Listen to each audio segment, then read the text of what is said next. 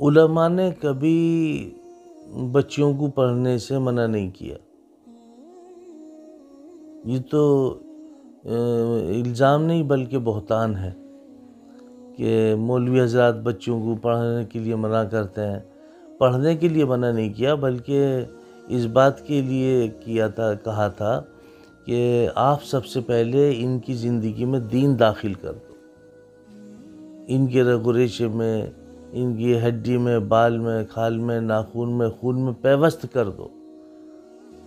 اگر دین ان کی زندگی میں اس طرح سے ہوتا تو جو بچیاں آج مرتد ہو رہی ہیں اور یہ آئے دن واقعات رونما ہوتے رہتے ہیں تو یہ صورت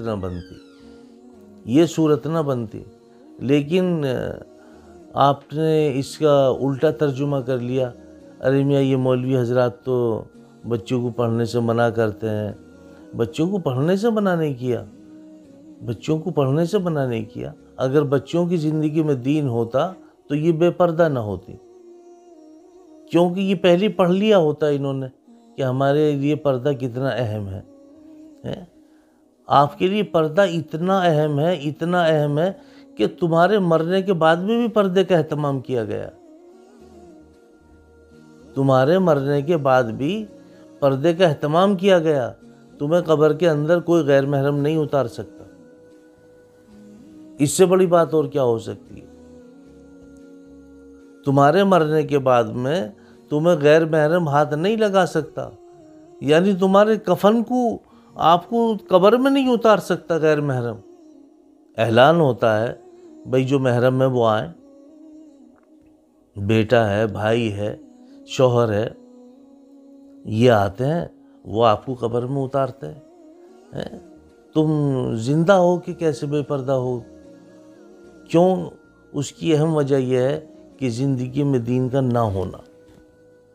اگر پہلے زندگی میں دین ہوتا اور دین تمہارے رگ و ریشے میں یہ شامل ہو جاتا تو میں سمجھتا ہوں کہ پھر یہ جو آپ کے سامنے اس طرح کے واقعات رونما ہوتے ہیں پھر یہ نہیں ہوتے تھے. اب آپ سمجھتے ہیں کہ بس ہمیں پردے کے لیے منع کر دیا.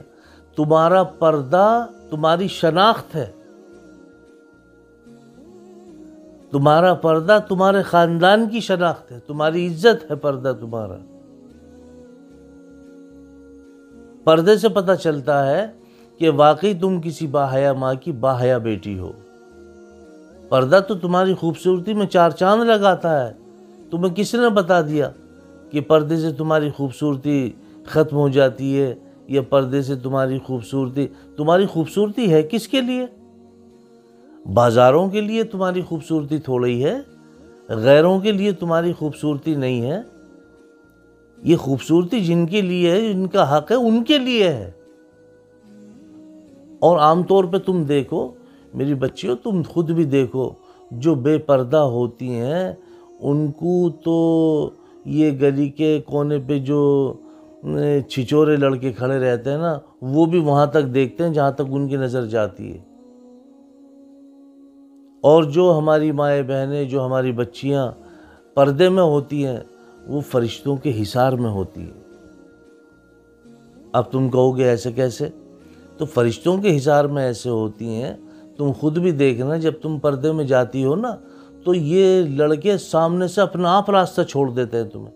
اوے ہٹ جاؤ بھائی، کوئی بیچاری آ رہی ہیں، پردے والی ہیں، کوئی کون ہے بھائی؟ ارے بھائی ابھی آئی ہیں بیچاری، ادھر رہتی ہیں کہیں، وہ بہت پردے والی ہیں بھائی ماشاءاللہ. جب سے آئے ہم نے تو کبھی ان کو دیکھا ہی نہیں، نہ ان کی بچیوں کو دیکھا نہ انہیں دیکھا. تو یہ جو اللہ تعالیٰ فرشتہ آگے آگے بھیجتے ہیں جو لوگوں کے دلوں میں تمہارا احترام، تمہاری عزت ڈالتا رہتا ہے اور تمہارے راستے سے ان کو الگ ہٹاتا رہتا ہے، تو تم فرشتوں کے حصار میں رہتی ہے. اور جو بچی، جو خاتون بے پردہ ہو کے جاتی ہے اس کے لیے لوگ کیا تبصرے کرتے ہیں؟ ارے یہ تو ابھی ادھر آئی ہیں، وہاں کرائے پہ رہتی ہیں، پتہ نہیں کون ہے، اپنا ڈیوٹی جاتی ہیں، سمجھ میں نہیں آتا. بالکل ایسی بے پردہ رہتی ہے، پتہ ہی نہیں ہے ہندو ہے مسلمان ہے کون ہے. ان کے لیے پھر ایسے جملے ادا ہوتے ہیں اور وہاں تک دیکھتے ہیں ان کی نظریں جہاں تک جاتی ہیں. تو تمہیں سوچنا چاہیے اللہ تعالیٰ نے تمہیں بہت بڑا مقام دیا ہے، تمہیں بہت بڑی عزت دی ہے، تم تو جنت کی سردارہ ہو، تم آدم حوا کی بیٹی ہو۔ تمہیں سوچنا چاہیے کہ تمہیں کس طرح سے رہنا ہے۔ تم ایک خاندان ہو، تم سے نسلیں آباد ہوں گی۔ تمہاری زندگی میں دین ہوگا تو نسلوں میں دین ہوگا۔ میری بچیوں، تمہیں اپنی زندگی میں دین لانا چاہیے، مکمل طریقے سے دین کا پیرہن تمہارے اوپر ہونا چاہیے، پتہ لگے کہ ہاں تم دیندار ہو، واقعی تم کسی باحیا ماں کی باحیا بیٹی ہو۔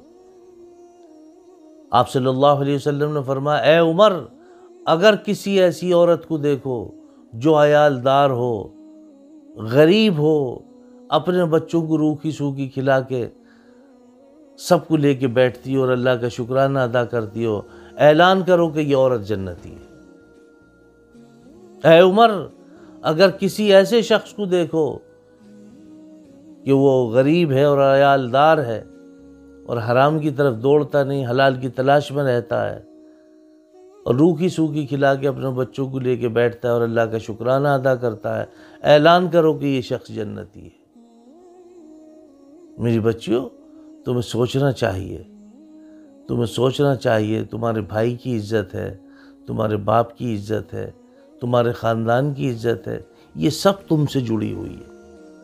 اگر تم پہ حرف آ گیا تو سمجھو سب پہ حرف آ گیا۔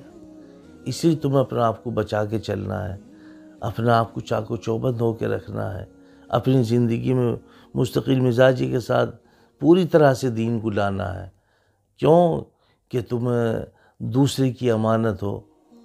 تمہیں تو اللہ تعالیٰ نے IAS کا سا دماغ دیا ہے کہ فوری طور پہ جب نکاح کے دو لفظ قبول کر لیتی ہو تو پتہ ہی چلا تمہیں دوسرے کی امانت ہو جاتی ہو اور تمہیں دوسرے گھر جانا ہوتا جن کو تم کبھی دیکھتی نہیں ہو، لیکن اللہ تعالیٰ تمہیں وہ علم عطا فرما دیتے ہیں کہ وہاں جانے کے بعد فوراً اپنی ساس کے مزاج کو سمجھنا، اپنی نندوں کے مزاج کو سمجھنا اور اس گھر کے رسم و رواج کو سمجھنا، اس خاندان کی رسم و رواج کو سمجھنا، یہ تمام صلاحیت اللہ تعالیٰ آپ کو عطا فرما دیتا ہے۔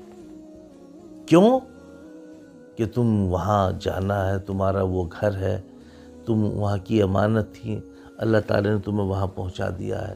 اب تم گھر کی عزت وہاں اگر تم صحیح رہو گے، تمہارے خاندان کی عزت بنے گی، تمہارے ماں باپ کو عزت ملے گی، تمہارے بھائیوں کو عزت ملے گی، تمہارے رشتہ داروں کو عزت ملے گی کہ واقعی یہ بچی جو ہے بڑی خاندانی ہے بھائی، ارے بھائی فلاں کی بچی ہے، فلاں کی پوتی ہے، فلاں کی نواسی ہے، بھائی فلاں کی بہن ہے، فلاں کی بھتیجی ہے۔ اس طرح سے لوگ تمہارا تعارف کرائیں گے۔ کیوں کہ تم اپنے گھر سے سیکھ کے گئی ہو، تربیت کے ساتھ گئی ہو، زندگی میں دین لے کے گئی ہو۔ اس لیے میرے بچوں، تمہیں اپنے آپ کو سمجھنا ہے، کسی کے کہنے سننے میں نہیں آنا، کسی کے ساتھ میں نہیں رہنا۔ ہاں پڑھو، خوب علم حاصل کرو، لیکن ذمہ داری کے ساتھ میں رہو، ذمہ داری کے ساتھ میں رہو۔ تم پہ ماں باپ نے، بہن بھائیوں نے، تم پہ خاندان نے بھروسہ کیا ہے، اس بھروسے کو قائم رکھو۔ انشاءاللہ اللہ تعالیٰ تمہیں دنیا میں بھی عزت عطا فرمائیں گے، آخرت میں بھی تمہیں عزت سے نوازا جائے گا۔